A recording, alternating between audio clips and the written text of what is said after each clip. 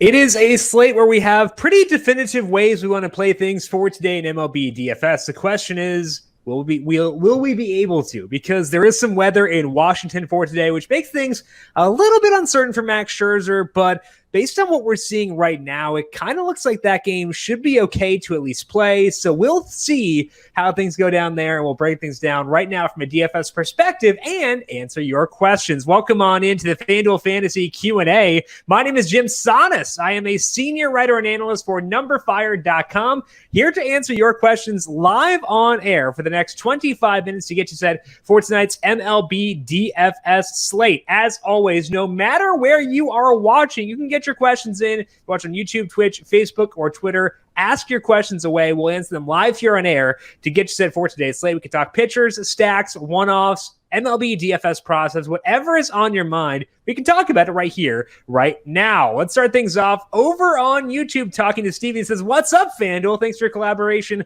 with Dr. Disrespect. Steven, welcome to the DFS side of things. Glad to have you on board. If you got questions about how to play DFS or anything else, feel free to ask away. We're happy to have you here, and we are also happy about the Dr. Disrespect collaboration as well. As you can see here, over on FanDuel for today, Max Scherzer is the highest salaried pitcher, and it's for good reason. He's Max freaking Scherzer.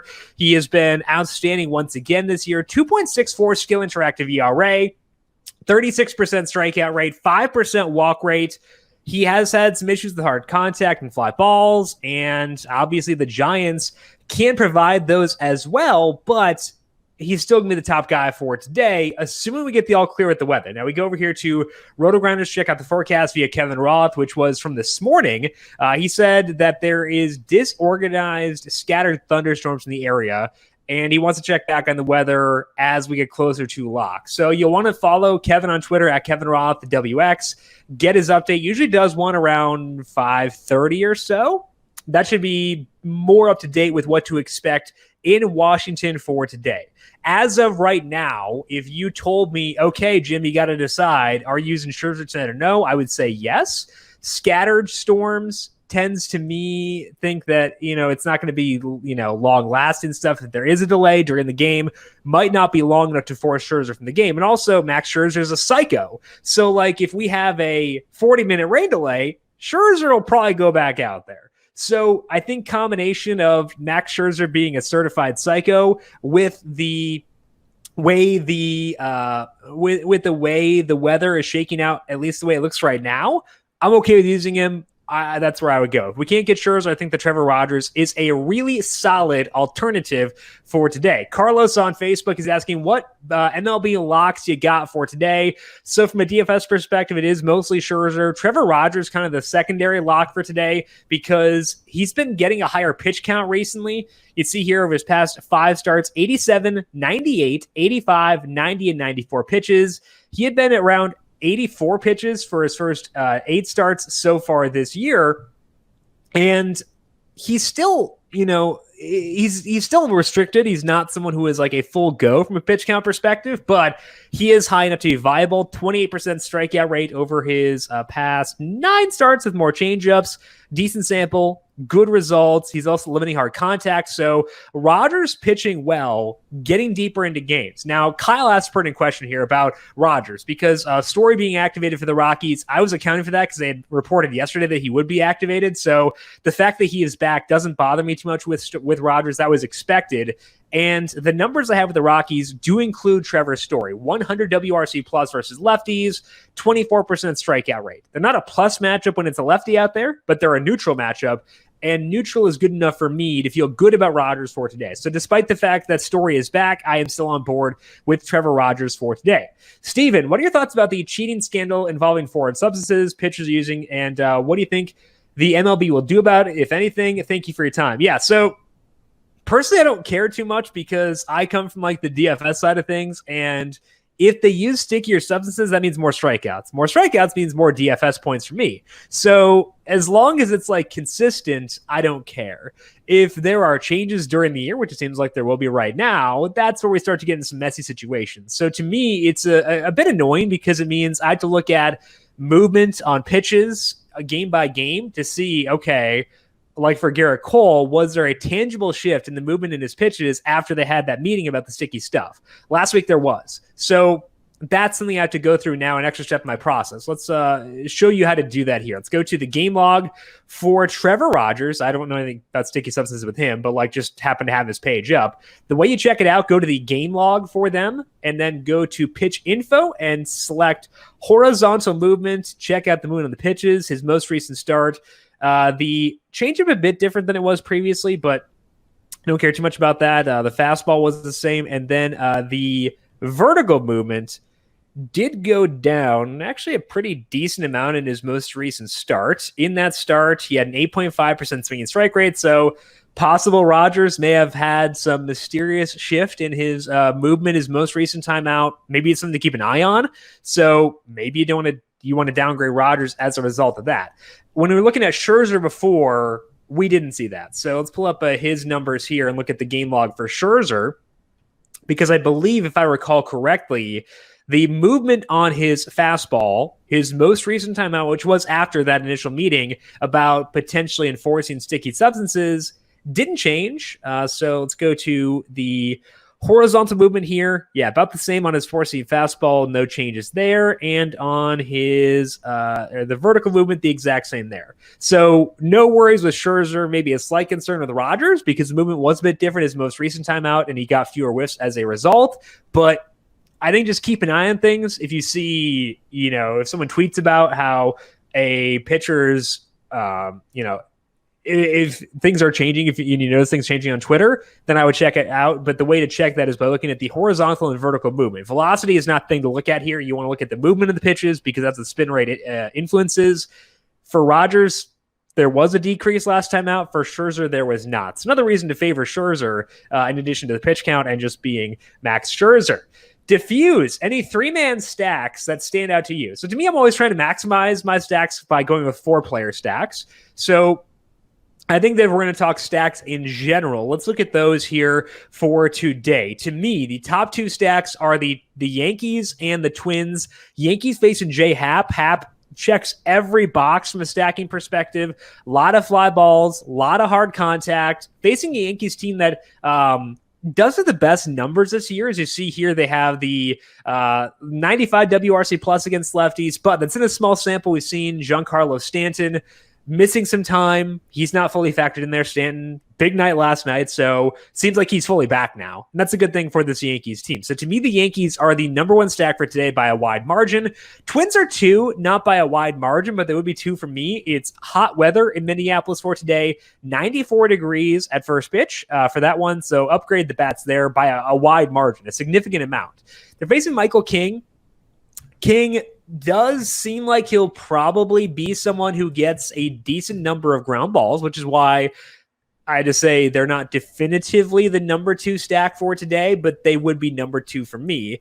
You see here in the lower minors, earlier in his career, King, 47% ground ball rate for a full season, 45% back in 2018 in AA, was 56% in A ball back in 2017. So probably will be a decent ground ball guy, but last year, wasn't a huge ground ball rate. Did let up, he has let up some hard contact so far this year. So that's why I'm okay stacking the Twins, despite the fact that I would expect King to be an above average ground ball rate pitcher as things settle out for him across his big league career. But hot weather, not a big strikeout guy. Twins a decent offense versus righties. I think that's enough to make them the number two stack for me for today. So if we're looking at if she's looking for strictly three-player stacks, I would say Stanton, Judge, and then probably Gary Sanchez as being the third guy for me, just because does save you a lot of salary. Good numbers for him versus lefties this year. He's got a lower strikeout rate at 24%, good ISO versus lefties, which has led to good results. So you get Judge, you get Stanton, you get Sanchez. I think that's a great way to start things off from a Yankees perspective for today. As far as the Twins go, let's pull up their projected lineup here because I don't believe their lineup is out yet. Just checked earlier.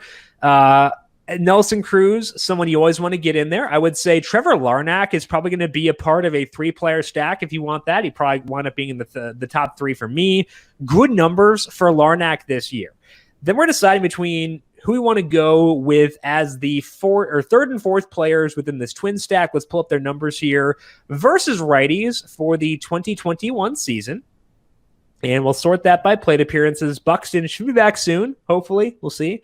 He was supposed to play last night, but that game got rained out in St. Paul. Okay, so versus righties this year. Larnach, not a super high ISO, but he puts the ball in the air enough, makes hard contact, not a huge strikeout guy. I'm still going to go there for sure. All right, so we're looking at Polanco, Donaldson as likely the main contenders to be the third and fourth guys in this stack. Donaldson versus righties, 38% fly ball rate, Polanco at 40%. Both guys have good hard hit rates. Both guys have low strikeout rates. So either one is great. I would say if you're going like Cruz, Donaldson, Polanco, and then let's go Larnach. If we have that, I would assume that's actually pretty doable, even if you go Scherzer's or pitcher, because 11-1 is not too bad, or 11,000 not too bad for Scherzer. Yeah, 31.25 left. That's actually a decent number, so you can make that work pretty easily. I would say this is probably your four-player stack for the Twins. Cruz, Larnach, Donaldson, and Polanco. They might be 1, 2, 3, 4, depending on what they decide to do with Kirilloff, but I think that is the optimal stack here for the Twins for today. Kyle, over on YouTube, wanting to stack the Yankees and Blue Jays.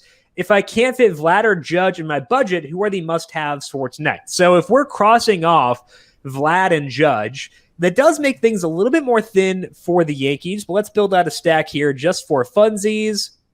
I'm assuming you can't fit them because of Max Scherzer, which makes sense. Totally understand that for sure. So we're going to put Stanton in there because we want to make sure we get one of those big two in each lineup here. I'm going to go probably Gleyber Torres as one of the guys here. $3,400 is not restrictive, I would say. But let's look at the other guys here. Urshela probably going to be in there. He doesn't have good numbers versus lefties this year, but I still think over a larger sample, he'll probably wind up being a pretty solid option. Sanchez might bat eighth. Don't care. Good numbers versus lefties, so we'll put him in there. That's 30-20 left. And I guess I'd probably go Torres because I have the salary to do so. Mentioned before with the Twins, we should be able to fit this, so probably going Torres as the fourth guy within that stack. As far as the Blue Jays go, the Blue Jays are facing Dallas Keuchel, so we're looking at the righties here within this lineup and see if the Blue Jays lineup is out yet. It is not. Okay, so we'll go over to the Blue Jays here and see what their expected lineup looks like for today. Semien, always going to be a good option. Can get on board with that very easily. Bichette, probably going to be in there too at $3,500. We'll go there. And then Teoscar and Grichuk. Grichuk and Teoscar are probably going to be the big priorities because I assume based on the question you're looking to save some salary. So we'll put Grichuk in there. We'll put Teoscar in there. 30-50 left. Let's see what Lourdes Gurriel has done versus lefties so far this year. I've used Gurriel more than I would hope to this year, more than I would like to admit, but I think versus lefties, he tends to be more viable there. And as we look at the numbers versus lefties, 167 ISO, 38% fly ball rate, 37% hard hit rate. So not the best plate discipline numbers, but decent batted ball numbers. So I'd feel okay going Gurriel there under the assumption you are a bit strapped for cash. That gets us to 3160 left. I think you can probably get Vlad in there as long as you're willing to sacrifice a bit elsewhere. Like a twin stack could work there. Maybe if you want to jam in one of him. I think that for the Yankees and Twins, or the Yankees and the Blue Jays, you should be able to fit either Vlad or Judge in there. If you're stacking both, it might be tough, and you're probably not going to get both in there. But if I had to prioritize one, I prioritize Judge because I like his situation more than I like the situation for Vlad. Let's go back to YouTube and talk to Diffuse. Are you high on the A's at all? No, I'm not, because they are in a bad situation. And I also like the pitcher facing them, Mike Minor. Pretty decent amount. He's my favorite value play for today at $8,200. The A's, bad park in general, but especially bad for today. 57 degrees of first pitch temperature, whereas we can get 94 via the Twins and the Yankees. Minor, good strikeout rate at 27%. This is over his past 7 starts with more changeups. Low hard hit rate against at 31%. A's are very good. They're a very good team versus lefties. As you can see here, a 116 WRC plus, but mine are good enough in my eyes, at least, to cancel that out. So bad park factor, low temperature, good pitcher. I'd rather use Minor as a pitcher than stack against him for tonight. Alvin, do you have the White Sox, Marlins, or Blue Jays ranked higher as stacks? So those are the three teams I discussed at the end of the podcast for today. If I had to rank them, I would say Blue Jays 1, I would say White Sox 2, Marlins 3. The Marlins being lower is a result of the fact that I just don't feel as good about that lineup. I feel, actually, let's flip that. Let's go Blue Jays 1, Marlins 2, White Sox 3. I think the White Sox are in play for stacking because they are so good against lefties. Hyun-Jin Ryu has not been as good at suppressing hard contact this year as he has been in years past. So the White Sox are in play, but I respect him a lot as a pitcher, which is why I don't want to be super high on them. So Blue Jays, Marlins, then White Sox. The Marlins especially are good for one-offs because although I don't feel good about the offense as a whole, there are individual guys on that team who can pop off, who can have really good single games. So specifically, we're talking about Jazz Chisholm, bat and leadoff once again for today. I think he's $3,300 on FanDuel. As far as other options you could go to here, obviously they've had a lot of injuries, so not everyone is in there. Marte, Aguilar, Dickerson, Duvall. Okay, so let's keep that in mind. Aguilar, good power numbers. Dickerson, not as much. So Aguilar could work. Duvall, a lot of strikeouts. That's not a concern against Chichi Gonzalez. So I would say any of them are in play for one-offs between Chisholm, Aguilar, Duvall. Michael, or Diffuse, I think was asking before about 3-player stacks. That could be a 3-player stack. If you wanted to go Duvall, Aguilar, and Chisholm, I think that works. So the Marlins, definitely an option. I prefer the Jays just because I feel better about their team overall, but the Marlins do work as well. Alvin is asking, do you like the Astros?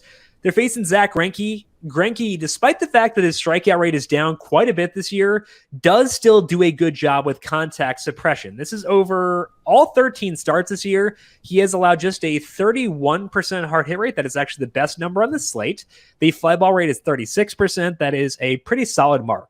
So I've seen some buzz around. Oh, yes, about the Astros. I'm stupid. Sorry. Okay. They're facing Eduardo Rodriguez, and Rodriguez does a good job. Same things, similar things. Contact suppression and fly balls are down for him. Good strikeout rate. So the Astros always in play versus lefties, but I would say probably not, just because Rodriguez himself is such a good pitcher.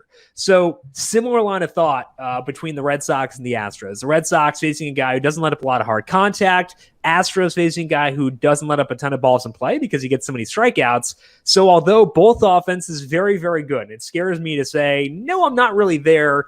I would say personally exactly that. I'm not really there for today. So to me, I am okay being lower on those two teams just because I think that the opposing pitcher is good enough to keep things in check, and there are better options I like elsewhere, especially again today. I think that I don't want to overthink things. I think to me it's a limited entry kind of slate where I'd rather go with the plays I feel really good about because there are a limited number of those and just build around those as opposed to spreading myself out, trying to diversify and stuff like that. So to me, it is a play the best plays kind of day. Hopefully that's Scherzer and we get the all clear on the weather. But if it's not, I think that Rogers does grade out pretty well as being a secondary option there.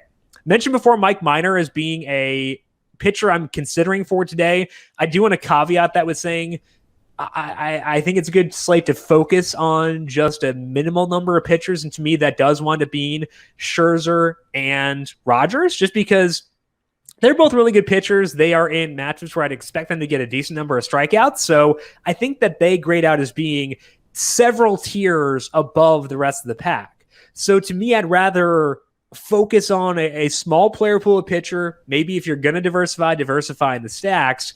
But if you do want like a value play at pitcher, you want to splurge for Vlad, splurge for Judge and Stanton, then I would say that Minor's probably your best guy. Again, 27% strikeout rate over his past 7 starts.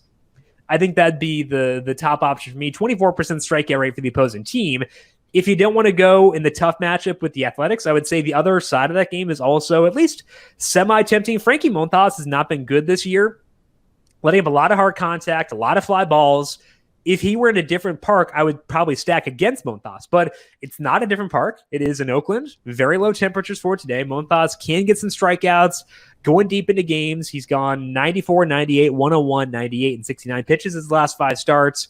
I think that is palatable on a slate that's pretty thin.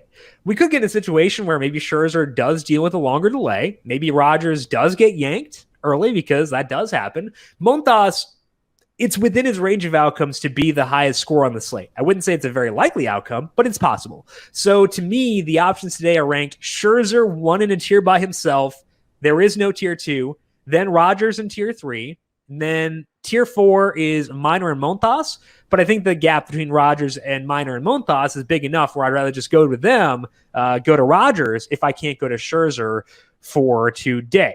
Haven't talked yet about the Nationals. They are a team I am okay with for today from a stacking perspective. They're a bad team, but they're facing Anthony DeSclafani, who does let up hard contact, does let up fly balls, got knocked around in a big way by the Dodgers, but it's the Dodgers. So, but I think based on the peripherals, that's not a huge surprise, given the low strikeout rate and given the contact profile against him. So I think that the Nationals could make sense. And we got lucky because the way they filled up the lineup actually was pretty advantageous. The only guys we'd want to use on this team are all hitting near the top part of the order.